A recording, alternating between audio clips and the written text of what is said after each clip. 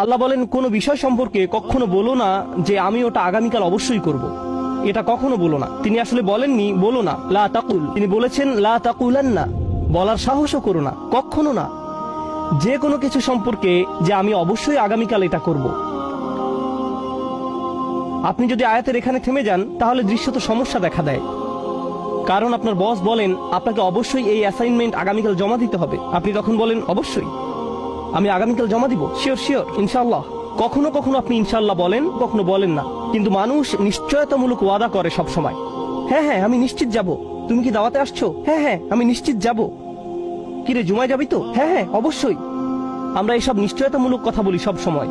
পরের আয়াতে গিয়ে আল্লাহ এই বিষয়টা সম্পূর্ণ করলেন। তিনি বলেন ইল্লা আইয়াশা আল্লাহ, আল্লাহ ইচ্ছা করলে বলা ব্যতিরেকে।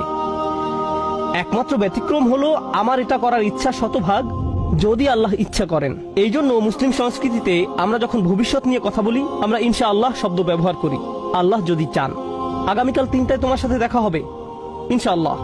আল্লাহ যদি সিদ্ধান্ত নেন তোমার সাথে আমার দেখা হবে না, সেটা আমার নিয়ন্ত্রণের বাইরে। আমার ইচ্ছা আছে, কিন্তু আল্লাহর পরিকল্পনা আমার পরিকল্পনা থেকে ভিন্ন হতে পারে।